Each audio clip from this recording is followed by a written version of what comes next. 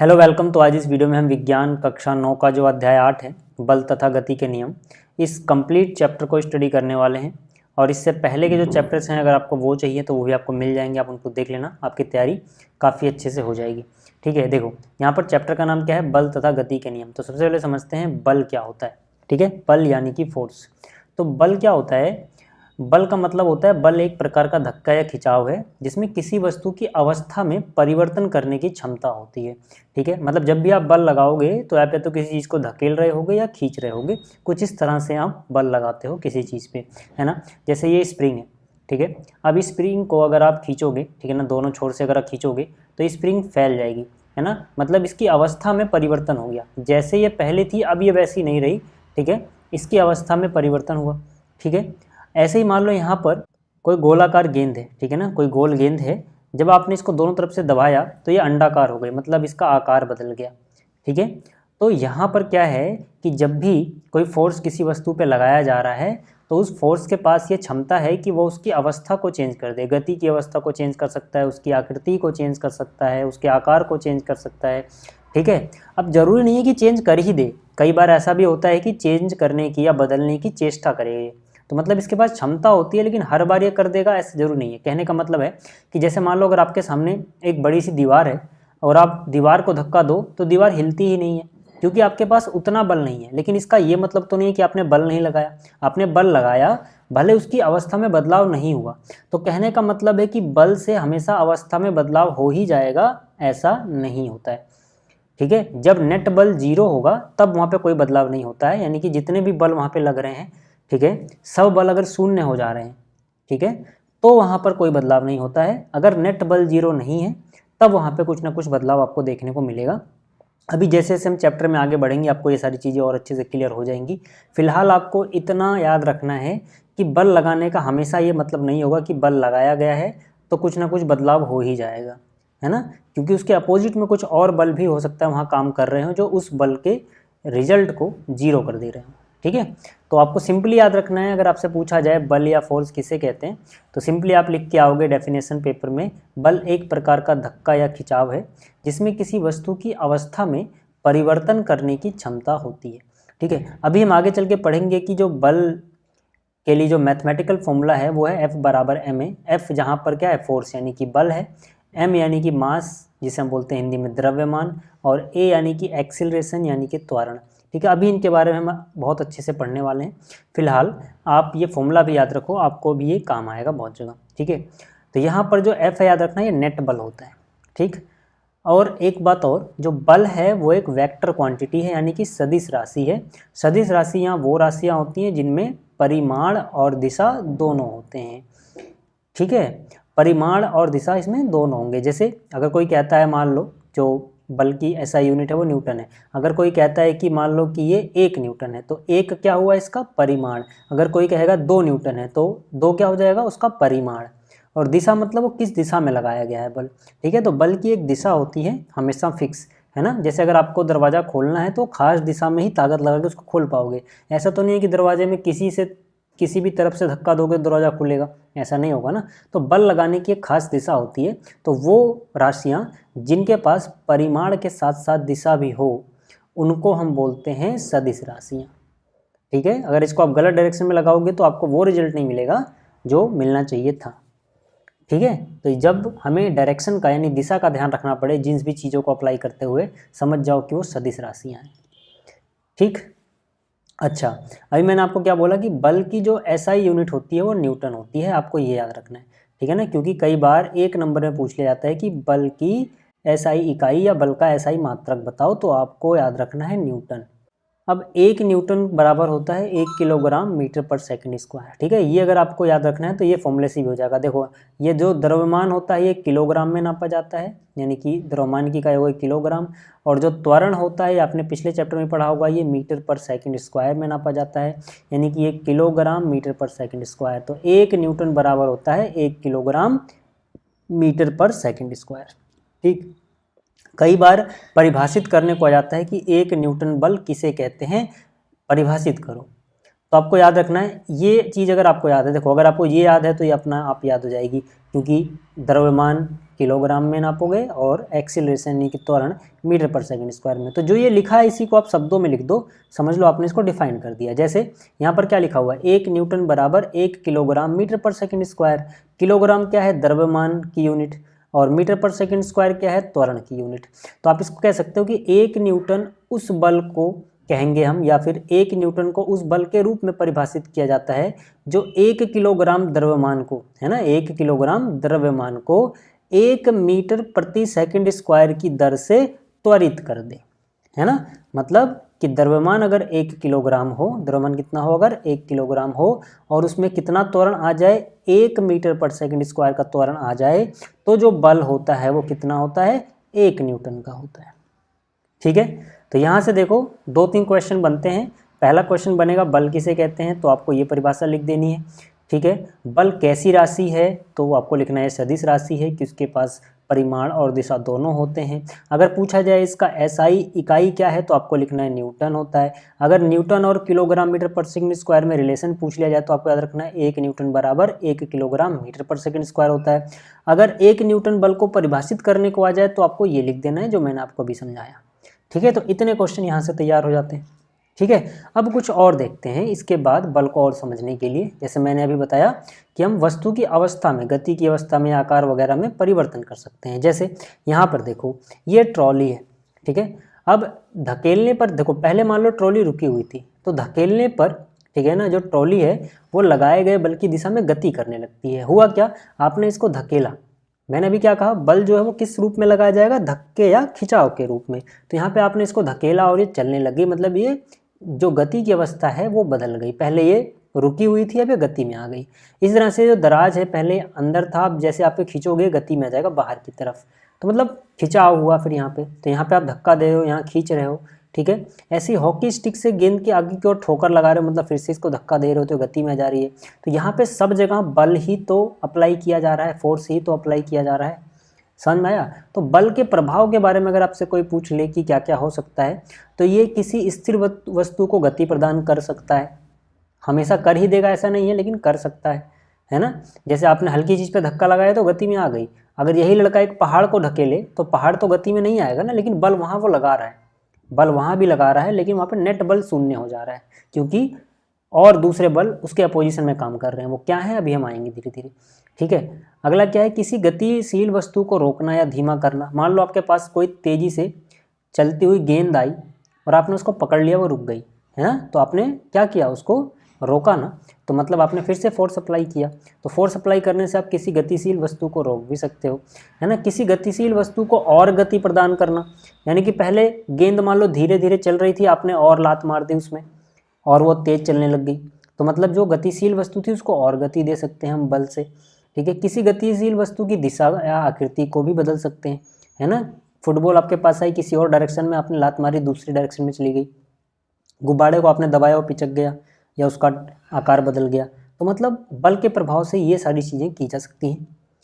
ठीक है, तो आपको समझ में आ रहा होगा अब धीरे धीरे कि बल क्या है। आगे बात करते हैं। अगला एक और क्वेश्चन आता है कि संतुलित बल और असंतुलित बल में अंतर बता दो। बैलेंस्ड फोर्स और अनबैलेंस्ड फोर्स में अंतर बता दो। देखो, संतुलित बल का ये मतलब है कि अगर आपने किसी वस्तु पे बल लगाया अलग अलग डायरेक्शन में, ठीक है, या फिर आपने बल लगाया और अलग से डायरेक्शन में अपने आप कोई और बल लगने लग गया किसी और कारण से, और जितने भी बल उस पर लग रहे हैं सभी ने एक दूसरे को कैंसिल कर दिया, मतलब जो रिजल्टेंट आया, जो परिणामी बल आया वो शून्य आया, तब हम कहते हैं कि वो बल संतुलित हो गया, है ना। समझाता हूँ कैसे। जैसे मान लो यहाँ पे मेज पर एक लकड़ी का टुकड़ा रखा हुआ है ना। आपके दोस्त ने इस टुकड़े को इधर से पकड़ के खींचा जिधर एक्स वाली साइड है, और आपने मान लो इसको इधर से पकड़ के खींचा जिधर वाई वाली साइड है। मान लो आप दोनों ही बराबर बराबर बल लगाते हो, लेकिन दिशा विपरीत है, तो ये जो पिंड है लकड़ी का, या लकड़ी का जो टुकड़ा है, ये ना तो इधर जाएगा ना ही इधर जाएगा, ये वहीं टिका रहेगा। अब क्योंकि दोनों तरफ के जो बल है बिल्कुल अपोजिट डायरेक्शन में ही थे, है ना, और बराबर बराबर थे परिमाण में, दिशाएं विपरीत थी, तो ये बल एक दूसरे को कैंसिल कर दे रहे हैं। बल यहाँ पे लग रहा है लेकिन उसका परिणाम नज़र नहीं आ रहा, क्योंकि परिणामी बल 0 हो जा रहा है। परिणामी बल मतलब अगर 10 न्यूटन इधर लगा और 10 न्यूटन अपोजिट में लग जाएगा, है ना, क्योंकि ये दिशा पे निर्भर करता है, सदिश राशि है, तो दोनों एक दूसरे को कैंसिल कर देंगे। तो यहाँ पे जो टोटल बल आएगा, नेट बल जिसे हम बोलेंगे या परिणामी बल बोलेंगे, ये वर्ड याद रखना, परिणामी बल या नेट बल कई बार यूज करूंगा मैं, वो 0 हो गया यहाँ। ठीक है ना। अभी जो हमने F बराबर ma फॉर्मूला पढ़ा था, वहाँ पे जो F है ना वो नेट बल होता है। ठीक है, तो जब भी परिणामी बल या नेट बल 0 हो जाए तो वहाँ पर जो टोटल बल का इफेक्ट है उसको हम बोलते हैं वो संतुलित बल है। ठीक है, तो ये संतुलित बल जब भी आपसे आएगा लिखने को या पूछा जाएगा तो आप सिंपली लिख सकते हो, जब किसी वस्तु पर विभिन्न दिशाओं में लगने वाले बलों का परिणामी बल 0 होता है तो उसे संतुलित बल कहते हैं। संतुलित बलों के कारण वस्तु की अवस्था में कोई परिवर्तन नहीं होता है। संतुलित बलों के कारण वस्तु का त्वरण 0 होता है। त्वरण मतलब वेग में बदलाव। अब संतुलित बल होंगे तो उसमें कोई वेग में बदलाव आएगा ही नहीं। कोई वस्तु अगर चल रही है, उस पर अगर संतुलित बल लगेंगे तो उसी गति से चलती रहेगी, उसके वेग में कोई बदलाव नहीं आएगा। अगर कोई वस्तु रुकी हुई है और उस पर संतुलित बल लग रहा है तो रुकी रहेगी, फिर से वेग में कोई बदलाव नहीं आएगा। तो मतलब जब तक वेग में कोई बदलाव ही नहीं आ रहा तो वहाँ पे त्वरण तो हो ही नहीं सकता, त्वरण मतलब 0 ही होगा। आगे बात समझ में। ठीक है, जैसे यहाँ पे आप एग्जाम्पल देख सकते हो ये दोनों मिलके इस लकड़ी के टुकड़े पर, लकड़ी के बॉक्स पे धक्का लगा रहे हैं आगे की ओर, लेकिन क्योंकि ये फर्श से चिपका हुआ है तो यहाँ पे फ्रिक्शन है, घर्षण बल है ना, तो घर्षण के कारण ये आगे नहीं बढ़ पा रहा, क्योंकि इसका, ठीक है, जो घर्षण है वो इसको अपोज कर ले रहा है, ये उतनी ताकत नहीं लगा रहे। इन्होंने थोड़ी और ताकत लगाई, अभी भी ये मूव नहीं हो रहा। तो जब तक ये मूव नहीं हो रहा मतलब घर्षण बल अपने आप को एडजस्ट करता रह रहा है, जितनी ताकत ये लगा रहे हैं उतने के बराबर। तो इन्होंने इधर लगाया, घर्षण बल ने ताकत इधर लगाई, तो मतलब दोनों ने एक दूसरे को कैंसिल कर दिया, है ना। घर्षण बल जो होता है ठीक है, स्टैटिक फ्रिक्शन लग रहा है ना, यहाँ पे रुका हुआ है, अभी ये चल नहीं रहा। ठीक है, तो स्टैटिक फ्रिक्शन अपने आप को थोड़ा बहुत एडजस्ट कर सकता है, जैसे जैसे ज़्यादा कर रहे हैं उस हिसाब से, ठीक है, अपने आप को एडजस्ट कर ले रहा है जो घर्षण बल है नीचे, क्योंकि यहाँ पे जो फर्श होगा वो खुरदरा रहा होगा। ठीक है, तो ये मूव नहीं कर रहा। अभी तक ये बैलेंस बल था, यानी कि संतुलित बल है, क्योंकि जितना इधर उतना इधर। लेकिन अब इन्होंने और धक्का लगाया और ये बक्सा मान लो आगे मूव होने लगता है, मतलब ये वाला जो घर्षण बल था उससे ज़्यादा बल इन्होंने लगा दिया। तो अब इधर थोड़ा कम लग रहा है लेकिन इधर ज़्यादा बल लग रहा है, इसलिए अब ये इधर मूव करने लग जाएगा। तो यहाँ पे अब बल हो गया असंतुलित, क्योंकि इसमें देखो गति की अवस्था में बदलाव आ गया। तो बदलाव तभी आएगा जब असंतुलित बल होगा। तो असंतुलित बल क्या होगा, जब किसी वस्तु पर लगने वाले सभी बलों का परिणामी बल 0 ना हो। जैसे इन्होंने मान लो इधर 12 न्यूटन का बल लगाया हो और इधर से मान लो 4 न्यूटन ही लग रहा हो, तो 12 से 4 कट जाएगा, 8 न्यूटन का रिजल्टेंट बच जाएगा, यानी परिणामी बल 0 नहीं है। ठीक है, तो जब भी परिणामी बल 0 ना हो तब हम कह सकते हैं कि वहाँ पे असंतुलित बल लग रहा है। ऐसे भी याद रख सकते हो, जब आकृति, आकार या गति की अवस्था में बदलाव आ गया तो समझ जाना वहाँ पे असंतुलित बल ही है। जब तक बदलाव नहीं आएगा वहाँ पे संतुलित बल रहेगा। ठीक है, असंतुलित बलों के कारण वस्तु अपनी स्थिति बदल देती है और त्वरित हो जाती है, उसमें त्वरण पैदा हो जाता है। ठीक, और कुछ एग्जाम्पल देख सकते हो संतुलित और असंतुलित बलों के उदाहरण। जैसे एक स्थिर लकड़ी है, स्थिर मतलब उस पर कोई हलचल नहीं हो रही है ना, उस पर अलग अलग तरह के बल कार्य कर रहे हैं बट उसमें कोई हलचल नहीं हो रही है, मतलब सारे बल एक दूसरे को संतुलित कर ले रहे हैं। ठीक है, मेज पर रखी किताब को थोड़ा धकेलने के बाद, ठीक है, आगे बढ़ने पर उस पर असंतुलित बल काम करता है। ठीक है, यहाँ पे संतुलित क्यों कर रहा था, क्योंकि लकड़ी स्थिर की स्थिर रही, लेकिन यहाँ पे जब आपने धक्का देने की कोशिश की या धकेला तो किताब आगे बढ़ने लगी मतलब पहले रुकी हुई थी, अब गति की अवस्था में आ गई, तो अवस्था में बदलाव हुआ है, तो यानी कि यहाँ पे असंतुलित बल है। ठीक है, कार को धक्का दिया और कार आगे चलने लगी तो यहाँ पे असंतुलित बल है। ठीक है, अगर मान लो कार को धक्का दो और कार हिले ही नहीं तो वहाँ पे संतुलित बल हो जाएगा, लेकिन अगर ये चलने लगती है, आगे बढ़ने लगती है तो असंतुलित बल होगा। गेंद को आपने किक मारा, गेंद गति में आ गई, फिर से असंतुलित बल है। पहाड़ को आपने सरकाने की कोशिश की, ठीक है ना, सरकाने की कोशिश की लेकिन वो नहीं सरक रहा है, तो मतलब वहाँ पे संतुलित बल ही लग रहा है अभी। ठीक है, क्लियर हो गई इतनी बात। अच्छा, अब मेन चैप्टर यहाँ से चालू होता है, गति का प्रथम नियम। ठीक है, न्यूटन ने गति के 3 नियम दिए, तो न्यूटन का गति का जो प्रथम नियम है, फर्स्ट लॉ है, फर्स्ट लॉ ऑफ मोशन, उसके बारे में बात करते हैं। न्यूटन ने गति के पहले नियम में क्या बताया, देखो, न्यूटन के गति के प्रथम नियम के मुताबिक कोई भी वस्तु विराम अवस्था में रहेगी या एक समान गति से चलती रहेगी जब तक उस पर कोई बाहरी बल ना लगाया जाए। मतलब कि कोई भी वस्तु की अवस्था जो है गति की, ठीक है, उसमें वो वस्तु खुद से बदलाव नहीं कर सकती कोई, है ना। अगर उसकी अवस्था में बदलाव होगा तो तभी हो सकता है जब बाहर से कोई बल लगे उस पर, ठीक है। और इसी को जड़त्व का नियम भी कहते हैं। जड़त्व का नियम का मतलब समझ लो, सिंपल सी बात है कि अगर कोई वस्तु विराम अवस्था में है तो विराम अवस्था में ही रहेगी, और अगर कोई वस्तु गतिमान है तो वो उसी वेग से उसी दिशा में गतिमान रहेगी जब तक कोई और आके, है ना, उसकी अवस्था को ना बदल दे, ठीक है। इसे भी चाहे प्रथम नियम का हो या जड़त्व का नियम का हो, एक ही बात होती है, ठीक है। अब जड़त्व का नियम समझ में आ गया। अब जड़त्व किसे कहते हैं ये भी बहुत बार पूछ जाते हैं। जड़त्व का मतलब है कि किसी वस्तु का वह गुण जो उसकी गति की अवस्था में किसी भी प्रकार के परिवर्तन का विरोध करता है, जड़त्व कहलाता है। मतलब कोई भी वस्तु जिस अवस्था में है उसी अवस्था में ही रहना चाहती है, वो खुद से अपनी अवस्था को बदलना ही नहीं चाहती, बल्कि बदलने का विरोध करती है, तो उसी को बोलते हैं जड़त्व। समझ में आ गया। तो गति का पहला नियम यानी जड़त्व का नियम किसे कहते हैं और जड़त्व क्या होता है, ठीक है, ये भी आपको समझ में आ गया होगा। अब इस पे बहुत सारे उदाहरण आपको देखने को मिलेंगे जैसे, और इस पे क्वेश्चन भी पूछे जाते हैं। जैसे सिंपली समझो, आपने एक गिलास लिया शीशे का और इसके ऊपर ताश का पत्ता रखा, उस पर एक सिक्का रख दिया, जैसे कि यहाँ पे आपको दिख रहा है। आप सिक्के को अपने जोर से तेजी से, ठीक है, मतलब ताश के पत्ते को तेजी से अंगुली से मारा। अब होगा क्या कि ताश के पत्ते पे आपने बल लगाया। देखो अभी है क्या, शुरुआत में क्या है, सिक्का रुका हुआ है, विराम अवस्था में है, और ताश का पत्ता भी रुका हुआ है, विराम अवस्था में है, दोनों विराम अवस्था में ही हैं। और जड़त्व के कारण या फिर गति के पहले नियम के कारण दोनों ही विराम अवस्था में रहना चाहते हैं, सीधी सी बात है, ये बात आप याद रखना। लेकिन क्योंकि किसी बाहरी व्यक्ति ने बाहर से बल लगाया और ताश के पत्ते पे बल लगाया, तो ताश का पत्ता तो तेजी से गति में आ जाएगा, लेकिन सिक्का अभी भी उसी अवस्था में रहना चाहेगा और सिक्का वहीं गिलास में गिर जाएगा। सिक्का ताश के साथ आगे क्यों नहीं गया, क्योंकि बल जो लगा था वो ताश पे लगा था, है ना, और तेजी से लगा था, तो सिक्के को मौका ही नहीं मिला उसके साथ कुछ भी जो घर्षण बल होगा इनके और सिक्के के बीच में, वो इतना कैपेबल नहीं रहा कि इसको आगे लेके जाके पाए। क्यों, क्योंकि आपने बहुत तेजी से बल लगाया, ठीक है। तो ताश का पत्ता तो आगे मूव कर गया, लेकिन सिक्का जड़त्व के कारण वहीं गिर गया।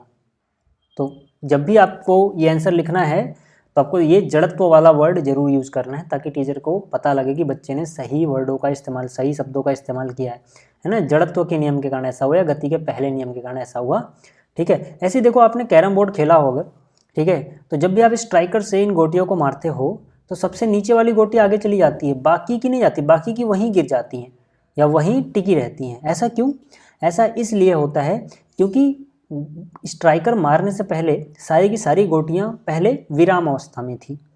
जैसे ही आपने सबसे नीचे वाली गोटी पे स्ट्राइक किया यानी उस पर बल लगा, तो वो तो गति में आ गई क्योंकि बाहरी बल लगा है, लेकिन बाकी की गोटियां अभी भी विराम अवस्था में ही रहना चाहती हैं और वो वहीं रुक जाती हैं। समझ में आ गया। इसी तरह से और भी बहुत सारे उदाहरण हैं, इनके ऊपर क्वेश्चन भी पूछा जाता है, ठीक है। जैसे कि जब कोई वाहन अचानक चलता है तो उस पर बैठे यात्रियों का शरीर पीछे की ओर झुक जाता है। अब ऐसा क्यों हो रहा है, ऐसा इसलिए हो रहा है क्योंकि देखो, शुरुआत में वाहन और जो उस पर व्यक्ति बैठे हुए वो सब विराम अवस्था में थे।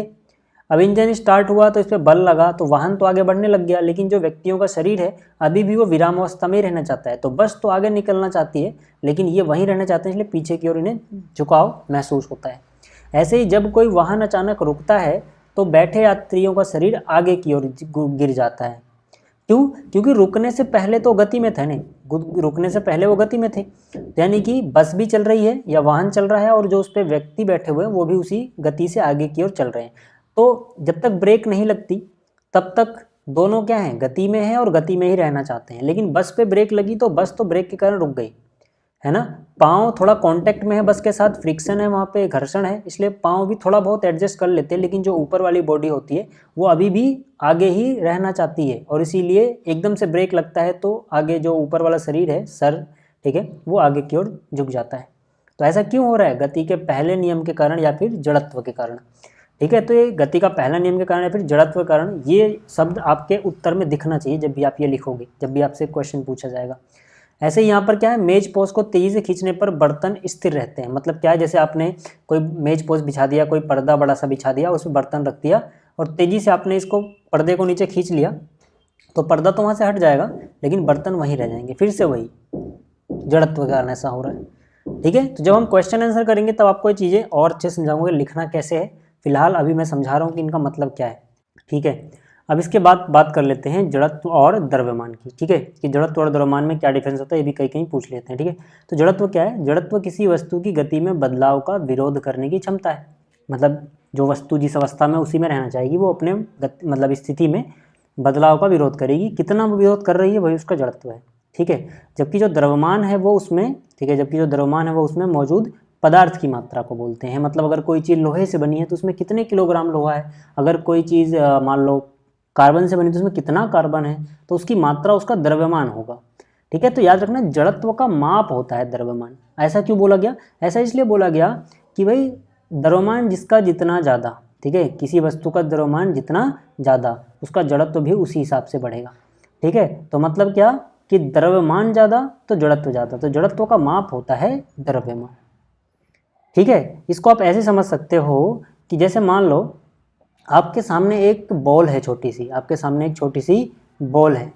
ठीक है, आपको उसको ठोकर मारनी है, या फिर उतना ही बड़ा कोई पत्थर है आपको उसको ठोकर मारनी है। ठीक है, तो ज़्यादा बल किस में लगाना पड़ेगा गति में लाने के लिए? बॉल तो आसानी से गति में आ जाएगी क्योंकि उसका द्रव्यमान कम होता है, जबकि जो पत्थर है उसका द्रव्यमान ज़्यादा होगा। दोनों को आप किलोग्राम में नापो तो पत्थर ज़्यादा आएगा ना। ठीक है, ठीक है, तो मतलब जो पत्थर है उसका द्रव्यमान ज़्यादा है, उसका जड़त्व ज़्यादा होगा, तो मतलब वो ज़्यादा विरोध करेगा अपनी गति को बदलने के लिए। इसलिए आपको यहाँ पे ताकत बहुत ज़्यादा लगानी होगी, हो सकता है आपके पाँव में भी चोट लग जाए। लेकिन जो बॉल है क्योंकि उसका द्रव्यमान कम है तो उसका जड़त्व भी कम होगा, तो इसको आसानी से ठोकर मारने पर गति में आ जाएगा। समझ में आई बात? तो वही चीज़ यहाँ पे लिखी हुई है। ठीक, क्लियर हो गई इतनी बात? आगे चलते हैं। अब एक और इम्पॉर्टेंट चीज़ आती है संवेग, यानी कि मोमेंटम बोलते हैं इसको। संवेग क्या होता है? किसी वस्तु का द्रव्यमान और वेग का जो गुणनफल आता है उसको बोलते हैं संवेग। ठीक है, इसको P से डिनोट किया जाता है। द्रव्यमान को आप जानते हो किलोग्राम में नापेंगे और वेग यानी मीटर पर सेकंड में। ठीक है, तो संवेग का फॉर्मूला हो जाएगा द्रव्यमान गुणा में संवेग। ठीक है, यहाँ द्रव्यमान किया थोड़ा गलत लिख दिया। ठीक है, ऐसे लिखना है द्रव्यमान को। ठीक है, क्लियर हो गया? तो यहाँ पे द्रव्यमान ये वाला लिख लेना। ठीक है, तो द्रव्यमान गुणा में वेग क्या कहलाएगा? संवेग कहलाएगा। द्रव्यमान यानी कि P, संवेग यानी कि P, द्रव्यमान यानी कि M, वेग यानी कि V। ठीक है, अब याद रखना कि संवेग है वो एक सदिश राशि है। कैसी राशि है? सदिश राशि है, क्योंकि इसका परिणाम भी होता है और इसकी एक दिशा भी होती है निश्चित। और इसका ऐसा ही मात्रक क्या हो जाएगा? किलोग्राम मीटर पर सेकंड। क्यों? क्योंकि द्रव्यमान यानी कि M और गुणा में V, इन दोनों से मिलके बन रहा है P। तो M यानी कि द्रव्यमान की यूनिट होती है किलोग्राम और वेग की होती है मीटर पर सेकंड। तो दोनों को गुणा कर दो, किलोमीटर पर सेकंड हो जाएगा। ठीक है, तो कहने का मतलब अभी तक मैंने जो आपको समझाया आप समझ सकते हो कि जो संवेग होता है वो द्रव्यमान और वेग के सम्मिलित प्रभाव से पैदा होता है। तो इसीलिए यहाँ पे लिखा हुआ है अलग से, ये समझने के लिए। सिर्फ संवेग क्या है लिखने को आए तो आप सिर्फ इतना ही लिखना। ठीक है, चाहो तो ये लिख भी सकते हो बट जरूरी नहीं है समझने के लिए कि वस्तु का संवेग उसका वह गुण है जो उसके द्रव्यमान और वेग के सम्मिलित प्रभाव से उत्पन्न होता है। ठीक है, संवेग बताता है कि किसी वस्तु को रोकना कितना मुश्किल है। जैसे सिंपल सी बात मैं आपको समझाता हूँ। ठीक है, आपके सामने मान लो एक छोटी सी गेंद है, आपके सामने एक छोटी सी गेंद है मान लो। ठीक है, जैसे मैं एग्जांपल समझाता हूँ। मान लो आपके सामने एक छोटी सी गेंद है, ठीक है, और एक बड़ी सी फुटबॉल है। जस्ट इमेजिन, अभी आपको संवेग का मीनिंग समझ में आ जाएगा। ठीक है, अब इस गेंद को, ठीक है ना, कोई तेजी से आपकी तरफ फेंकता है और आपको अपने हाथ से रोकना है।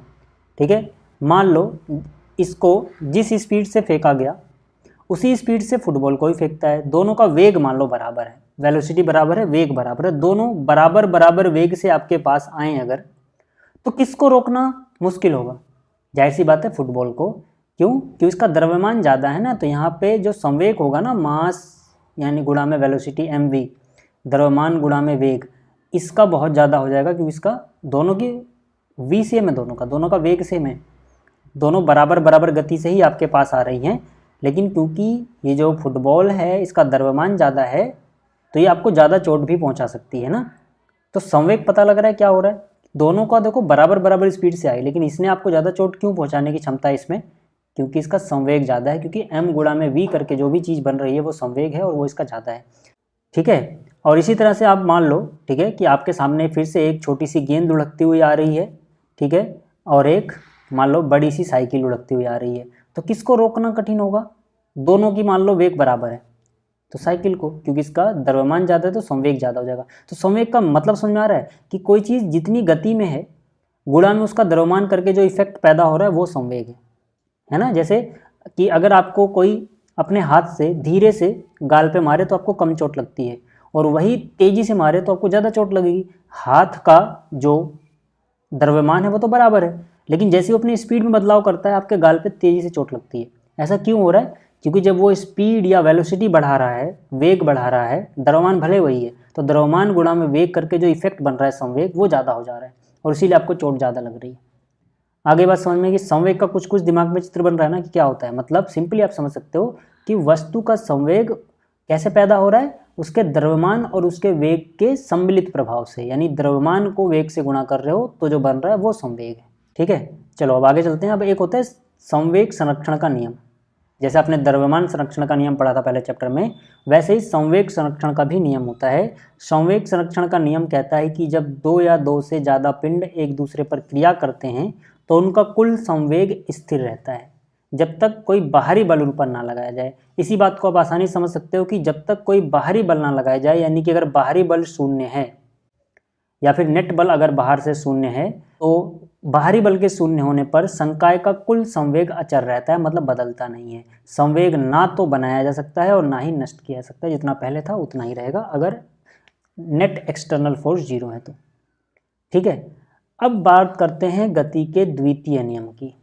ठीक है, गति का जो दूसरा नियम है उसकी बात कर लेते हैं।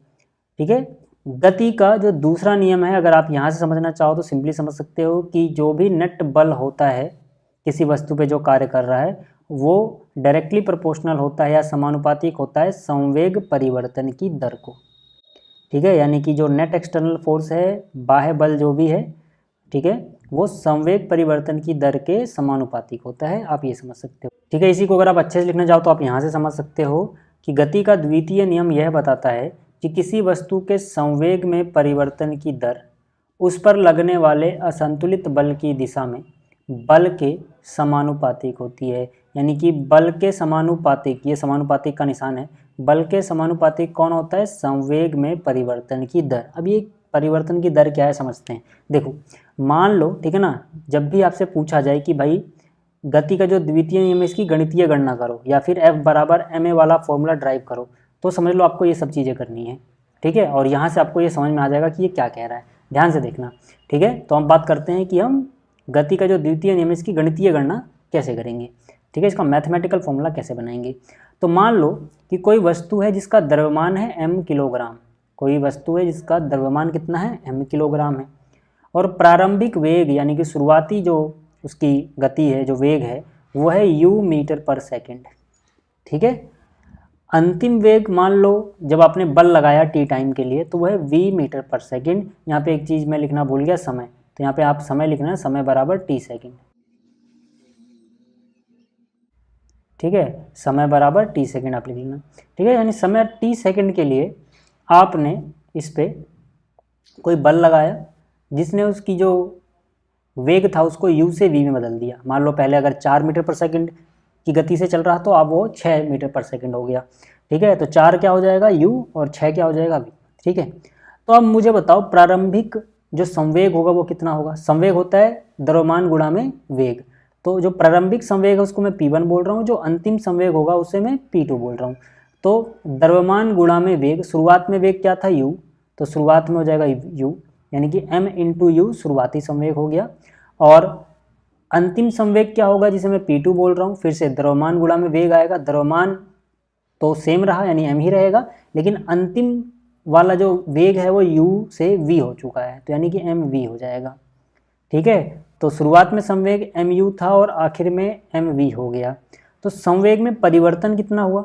परिवर्तन हम निकालते हैं फाइनल माइनस इनिशियल, यानी कि जो अंतिम वाला है वेग, संवेग, उसमें से पहले वाला माइनस करोगे, ठीक है। यहाँ पे P1 आएगा, याद रखना, P2 की जगह क्या आएगा यहाँ पे P1, तो P2 माइनस P1, ठीक है। तो संवेग में परिवर्तन की जो दर है वो कैसे निकालोगे, जैसे ही आपको कोई चीज़ पता लगे उसमें दर निकालना हो तो उसको टाइम से डिवाइड कर दो। जैसे संवेग में परिवर्तन है P2 माइनस P1, तो परिवर्तन की दर जो होगी ना वो P2 माइनस P1 को टाइम यानी T से डिवाइड कर दोगे। समझ में आ गई बात।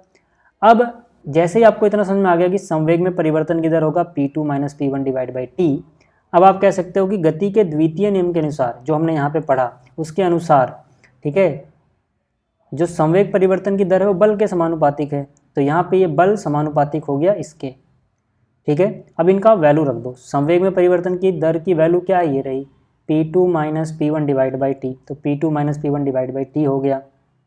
डायरेक्टली प्रोपोर्शनल का निशान है लगाते चलो, यानी समानुपातिकता का निशान लगाते चलो, ठीक है। P2 की वैल्यू क्या है साहब, P2 की वैल्यू है mv, तो इसकी जगह आ गया mv, माइनस क्या है, माइनस में है P1, P1 की वैल्यू क्या है सर, P1 की वैल्यू है mu, तो यहाँ पे आ गया mu, डिवाइड बाई क्या है, डिवाइड बाई है टाइम, तो यहाँ टाइम से डिवाइड कर दिया। दोनों से m कॉमन ले लो, दोनों से क्या ले लो, एक बार मिटा देता हूँ, घिच-पिच हो गया, दोनों से m कॉमन, याद रखना ये 1 है, ठीक है। दोनों से m कॉमन ले लो, यहाँ भी m है, यहाँ भी m है, m को आपने उभयनिष्ठ ले लिया, ठीक है। तो ब्रैकेट में क्या बचेगा, यहाँ बचेगा v और यहाँ बचेगा u, ठीक है, और नीचे बचेगा t, ठीक है। पहले चैप्टर में आपने पढ़ा था v minus you divide by T a होता है, पहले का चैप्टर मतलब इससे पहले वाला चैप्टर, इससे पहले वाला जो हमने अध्याय पढ़ा था, है ना, गति वाला, उसमें हमने देखा था एक इक्वेशन थी v equal to u plus a t, तो वहाँ से अगर a की वैल्यू निकाल लेते तो v minus you divide by T, या फिर वेग परिवर्तन की दर को त्वरण कहते हैं, तो यहाँ पे अंतिम वेग माइनस प्रारंभिक वेग डिवाइड बाई टी, तो v minus you divide by T त्वरण यानी कि a होता है। तो यानी f की जगह तो देखो f रहा है ना, ये निशान यहाँ पे सेम, m जो है यहाँ पर देखो वो यहाँ पर भी है, बस यहाँ पे a आ गया। a क्यों आया, क्योंकि जो भी मैंने यहाँ सर्कल में लिखा है ना, v minus you divide by T, इसका मान a होता है, तो ये a हो जाएगा, ठीक है। जब भी ये निशान हटाया जाता है और बराबर का निशान लगाया जाता है, कहीं भी आप कैलकुलेशन कर रहे हो तो एक कांस्टेंट आता है, तो वो कांस्टेंट यहाँ पर है k, ठीक है, अनुपातिकता स्थिरांक बोलते हैं इसको, k आता है, तो k ma हो गया। जैसे ये निशान आपने बराबर में चेंज किया तो यहाँ पे कांस्टेंट लगाना पड़ेगा k। अब यहाँ पर सुविधा के लिए अगर मैं f को 1 इकाई ले रहा हूँ, कब, जब द्रव्यमान यानी कि m जो है उसको 1 किलोग्राम, a जो है वो उसको 1 मीटर पर सेकंड स्क्वायर ले रहा हूँ, यानी कि m बराबर 1 kg, a बराबर 1 मीटर पर सेकंड स्क्वायर और f बराबर 1 इकाई, यहाँ पे इकाई भी वही रहेगी ना, किलोग्राम मीटर पर सेकंड स्क्वायर, ये रख दिया। तो अगर आप रखोगे देखो तो f की जगह 1 रख दिया, m की जगह 1 रख दिया, a की जगह 1 रख दिया, अगर तो 1 गुणा 1 गुणा में k, तो यहाँ तो सीधा सीधा k हुआ और यहाँ पे 1 आ जाएगा, यानी k बराबर 1, यानी ये रखोगे तो k का मान 1 हो जाएगा, है ना। और जैसे ही k का मान 1 होगा, यहाँ पे 1 रखोगे तो 1 ma नजर आएगा, यानी कि f बराबर हो गया 1 ma गुणा 1 करके ma ही आता है, यानी f बराबर हो जाएगा ma, ठीक है। इतनी बात समझ में आ गई। तो ये फॉर्मूला कैसे बना इसको समझ लेना, फिर से बोल रहा हूँ ये P2 माइनस P1 है, ठीक। अब आगे बात करते हैं, जो गति का द्वितीय नियम है इसको और थोड़ा समझते हैं। देखो गति का द्वितीय नियम क्या कह रहा था कि वस्तु के संवेग परिवर्तन की दर असलियत में बल देती है, क्या देती है, बल जो उस पर लग रहा है उसी की दिशा में, है ना। यानी कि यहाँ पे आप कह सकते हो कि जब आप फुटबॉल को किक मारते हैं या उस पर बल लगाते हैं तो कौन सी डायरेक्शन में गति करता है, जाहिर सी बात वो उसी दिशा में गति करता है जहाँ पे आपने किक किया है, जिस डायरेक्शन उसे किक किया है ना। यानी कि जैसे ही आप उस पर बल लगाओगे उसके संवेग में परिवर्तन होगा, जितना ज़्यादा बल उतना ज़्यादा परिवर्तन, यानी कि समानुपातिकता आ रही है वहाँ पे, ठीक है। जब आप कार में, ठीक है, गैस पेडल दबाते हो तो कार आगे बढ़ती है, आप जितना ज़ोर से गैस पेडल दबाते हो उतनी ही तेज़ी से वो गति पकड़ेगी, क्योंकि जितना ज़्यादा बल वहाँ पे अप्लाई होगा उतना ही उसके संवेग में परिवर्तन होगा, ठीक है ना। उतना जो पहले गति थी और बाद की गति उसमें अंतर आएगा, इसी तरह से, ठीक है ना, ये चीज़ें आप समझ सकते हो। अब आगे चलते हैं, गति के द्वितीय नियम के गणितीय सूत्र जो अभी हमने देखा था F बराबर ma, इसके उपयोग से गति के प्रथम नियम को हम समझ सकते हैं, ठीक है ना, इसको हम समझ सकते हैं प्रथम नियम को। प्रथम नियम याद है ना, पहले समझ लो।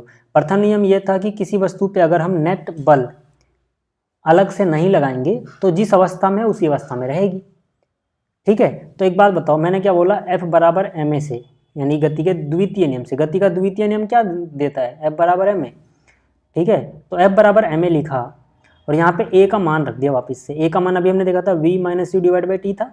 इतनी बात समझ में आ गई। टी को इधर गुणा में ले गए, F गुणा टी हो जाएगा, तो यहाँ पे एफ टी आ गया। और यहाँ m को अंदर ले जाओ, m गुणा में v और m गुणा में u, यानी कि m v minus m u हो जाएगा। तो यहाँ तक समझने में कोई दिक्कत नहीं आई होगी, ठीक है। याद रखना a का मान होता है इतना, ठीक है। यहाँ से समझने में कोई दिक्कत नहीं होगी। अब अभी हमने गति के पहले नियम में क्या पढ़ा था कि जब तक कोई बाहर से नेट बल ना लगाया जाए तब तक जिस अवस्था में है उसी अवस्था में रहना चाहिए। इसको हम इस फॉर्मूले से कैसे समझ सकते हैं, ध्यान से देखना। अब अगर कोई बाहर से बल नहीं लगेगा तो मतलब नेट बल जीरो हो जाएगा। तो अगर F जीरो है, यही तो मतलब वो मैथमेटिकली कि F अगर जीरो हो, तो अगर F जीरो है तो यहाँ पे जीरो रखना, जीरो गुणा में T क्या हो जाएगा, जीरो, और यहाँ पे m v minus m u बचा रहेगा। यहाँ तक क्लियर है बात। अब यहाँ पे माइनस का एम यू इस तरफ लेके आओगे, शिफ्ट करोगे, प्लस का एम यू हो जाएगा और एम वी अपनी जगह रहेगा। दोनों तरफ m बराबर बराबर है, m से m उड़ा दो, क्या बचेगा, u बराबर v। तो आप देख पा रहे हो कि जब कोई भी एक्सटर्नल बल नहीं है, यानी कि नेट बाह्य बल जीरो है, तो वस्तु की जो पहले वाली अवस्था थी गति की यानी कि u, और जो बाद वाली दोनों बराबर आ रही है, यानी कि जिस भी गति से वो चल रही थी उसी गति से अभी भी चल रही है, या फिर अगर वो रुकी हुई थी तो अभी भी रुकी हुई है। u और v में कोई बदलाव नहीं आया है ना। कब हो रहा है ऐसा, जब बाह्य बल शून्य है। और गति का नियम पहला वाला जो था यही तो कहता था कि अगर बाह्य बल शून्य है तो वस्तु जिस अवस्था में उसी अवस्था में रहना चाहेगी, यानी कि जो गति की अवस्था पहले थी वही गति की अवस्था अभी भी है, दोनों बराबर आ रही हैं जब ये शून्य है। तो यहाँ से हम समझ सकते हैं कि इससे हम गति का जो दूसरा नियम था उससे हम पहला नियम कैसे प्राप्त करते हैं। समझ में आ गया। तो अर्थात गति की अवस्था पहले जैसी ही रही क्योंकि ये दोनों बराबर आ रहे हैं जब ये शून्य है। क्लियर हो गई बात। चलिए अब आगे चलते हैं, ठीक है। अब आगे बात करते हैं गति के तृतीय नियम की, थर्ड लॉ ऑफ मोशन, ठीक है। थर्ड लॉ ऑफ मोशन क्या कहता है कि हर एक्शन के लिए इक्वल एंड अपोजिट रिएक्शन होता है। मतलब कि न्यूटन के गति के तीसरे नियम के मुताबिक हर क्रिया के लिए समान और विपरीत प्रतिक्रिया होती है। समान और विपरीत, समान और विपरीत क्यों बोल रहे हैं समझो। जैसे मान लो आपके सामने एक दीवार है और आपने गेंद मारी दीवार के ऊपर, ठीक है। तो गेंद ने दीवार पर जो बल लगाया, जो क्रिया हुई, ठीक है, उसके बाद क्या होगा, गेंद टकरा के वापस आएगी, उसी दिशा में आएगी या उसके अपोजिट आएगी, जाहिर सी बात है उसके अपोजिट आएगी। बॉल इधर जा रही थी लेकिन टकराने के बाद वो उसका उल्टा आएगी, विपरीत दिशा में आएगी, इसलिए यहाँ पे विपरीत लिखा हुआ है, ठीक है। तो यहाँ पर जो भी क्रिया हुई उसकी एक तुरंत अपोजिट प्रतिक्रिया होती है हमेशा। यही कहता है गति का तृतीय नियम, यानी न्यूटन के गति के तृतीय नियम के मुताबिक हर क्रिया के लिए एक समान और विपरीत प्रतिक्रिया होती है। समान मतलब जितनी ताकत बॉल ने दीवार पे लगाई उतनी ही ताकत दीवार बॉल पे लगाएगी, ठीक है। और विपरीत का मतलब दोनों की डायरेक्शन अपोजिट होगी और अलग अलग वस्तुओं पे होगी। याद रखना, दीवार पर बॉल ने ताकत लगाई तो बॉल ने दीवार पे लगाई ताकत तो दीवार बॉल पे ताकत लगाएगी। समझ में आ रही बात, ठीक। ऐसे यहाँ पे आप देखो, जब बंदूक से गोली फायर की जा रही है तो गोली आगे जाती है लेकिन जो झटका लगता है वो पीछे की तरफ लगता है। जो बंदूक से गोली चला रहा है उसको झटका महसूस होता है, ठीक है। ऐसे ही जैसे मान लो ये नाविक है, इस नाव से कूद रहा है तो इसका पाँव जो है, ठीक है, ये इस नाव को पीछे की ओर धक्का देगा और उसके प्रतिक्रिया के रूप में, ठीक है ना, इसके पाँव पे आगे की तरफ धक्का लगेगा जिसकी तरफ से आगे चल पाएगा। ऐसे जब आप चलते हो, याद करो, आप आगे बढ़ने के लिए अपने पैर से ज़मीन को पीछे ढकेलने की कोशिश करते हो। तभी ऐसा नहीं होता कि आप आगे बढ़ने के लिए आगे ही ताकत लगा रहे हो, आपके पाँव ज़मीन पे पीछे की तरफ ताकत लगाते हैं और आप आगे की तरफ बढ़ते हो। तो वहाँ भी क्यों हो रहा है, क्योंकि जो प्रतिक्रिया हो रही है वो विपरीत दिशा में होगी हमेशा, ठीक। इसको और अच्छे समझ सकते हो तृतीय नियम के उदाहरण, ठीक है। कई बार ये पूछे भी जाते हैं कि नाव, जैसे नाव में बैठा व्यक्ति पानी पर बल लगाता है चप्पू से, ठीक है, वो पानी को पीछे ढकेलता है और फिर उसकी नाव आगे बढ़ती है। तो वहाँ पर भी क्या हो रहा है, क्रिया और प्रतिक्रिया, ठीक है। और रॉकेट का इंजन फैलते और विस्फोटित होते ईंधन पर क्रिया लगाता है। देखो, ईंधन का एग्जॉस्ट बाहर की ओर निकलता है, उसकी वजह से ऊपर की ओर प्रेशर लगता है, ठीक है। ऐसे ही और भी सारी चीज़ें हैं, चलते वक्त ज़मीन पर बल लगाना, बंदूक से गोली वाली जो बात हो गई, या फिर पानी में मनुष्य तैरता है तो हाथ से पानी को पीछे की ओर ढकेलता है तो आगे की ओर जाता है ना। यानी क्रिया पीछे की ओर हो रही है तो प्रतिक्रिया आगे की ओर, अपोजिट डायरेक्शन में हो रही है, ठीक। तो ये सारा चैप्टर था, ठीक है। इसके जो क्वेश्चंस हैं वो आपको यूट्यूब पे मिल जाएंगे, ठीक है, वहाँ से आप उनको देख लेना, ठीक है, हिंदी मीडियम अकेडमी वाले चैनल पे। तो इस वीडियो में इतना ही, जल्दी मिलेंगे अगली वीडियो में। ठीक है, इस वीडियो को देखने के लिए धन्यवाद।